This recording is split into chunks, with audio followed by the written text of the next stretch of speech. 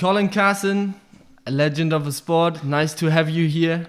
It's nice to be considered a legend, but it's nice to be here. It's good to get the world teams, and all looks nice, and the weather is fine. Since when have you arrived? I arrived late last night. I'm staying in the town in an Airbnb. And what was your first impression of Arezzo Equestrian Center? It's pretty flash. It's a big setup. I've obviously looked at it a little bit online on the photos, but it looks nice. Stables look really nice for the ponies. Nice to have permanent stables when it's so hot. Yeah, I have nothing to complain so far. Yeah. It'll be interesting to see how the arena runs. Yeah, I haven't had a good look at it. I've just seen a brief glimpse of the practice arena. I've seen the arena, but I haven't seen how it's going to ride. The practice arena looks a little dusty today, but it's not too bad. But with this sun, it's going to happen. We need to keep it nice and moist. Yeah, I'm sure that the temperatures will have an impact. I don't think they will be the reason why somebody is winning or not winning, but definitely the temperatures will make it a very tough competition. Yeah, I think so. We have had nothing but rain and wind in Ireland for the last month, so it's quite nice for me to come here and have some heat. Yeah, I'm sure. But it is tough on the ponies, although I think that most of the ponies are mainland European ponies, and they're a little bit more used to the heat than ours are. Yeah. Unfortunately, we have no team from Ireland or England, but I'm sure in the changing times, there are reasonable reasons for that. But I'm sure if this is going to be a great success this week, that in the future, if we have shows again in Italy, that they will be able to come and more interested in coming as well. I think there were a few problems. The information was an issue, lack of it early on.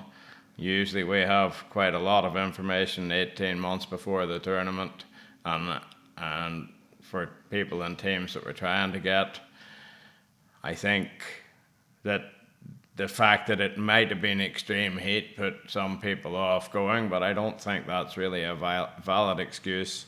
Of course, the current height of expense of travel for ponies and riders and coaches too is not great, and it will affect our sport. I think the lack of participation here from some of the bigger teams this week, and also possibly I think we're going to have no Italians in France for World Pairs. I think we need to be looking at our schedule and possibly making Worlds and Europeans a biannual event. Well, that's been an annual discussion. Yeah, but I think now we're at it. If we don't do something about it, we're in trouble. Because there's definitely these two competitions this year are going to be reduced in standard because some countries are going to one, some countries are going to another. Yeah.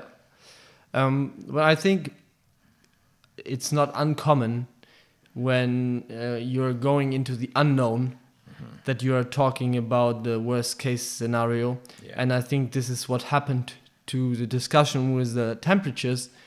Yeah. What I was missing is a response to the worries of the people by the organization saying, okay, it's going to be hot, but we will take precautions.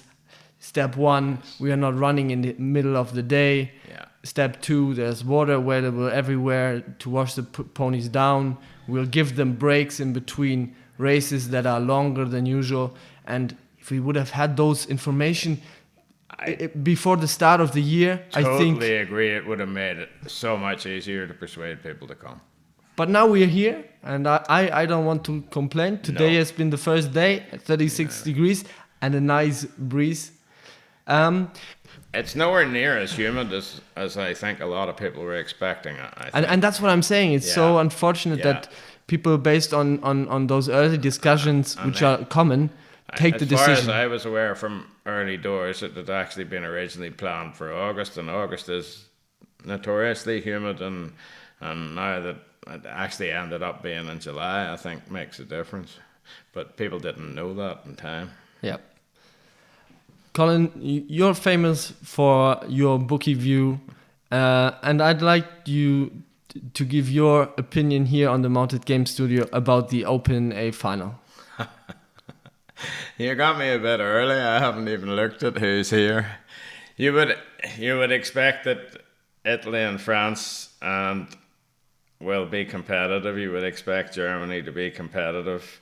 England and Ireland are always at the top end, and I believe there's no England team in the Opens. That's correct, yeah. And Ireland are going through a bit of a watershed at the minute. There's very strong divisions in under 15 and under 18, but the Opens, it always happens at some point. All the older riders drop off eventually and go on to do different things with their lives, and I think that's where we're at mostly at the Opens, and that's why there's no Open team here from Ireland. I would say over the next 2 years that'll come back again and strengthen again, but at the minute it's all under 15, under 18, and some good under 12s too. But it's good to hear that there are good juniors. Yeah. And I think Ireland has had a fantastic period of very successful competitions. I think from 2010 till 2000, well, after COVID or until COVID. Yep. And a big part was the O'Connor family, Mark David. There have been an incredible number of riders that had a lot of success, and I think it's usual when this group almost collectively goes away. You tend to get that because they're at the very pinnacle of their sport, that's not easy for riders to break in underneath. So I think that they don't get to go to some of the competitions, then they fall out of the sport. And those are the ones that are now missing to fill the gap. Exactly. So I think that it's unfortunate. I think that's happened in Wales too. Even more dramatically, probably. Yeah.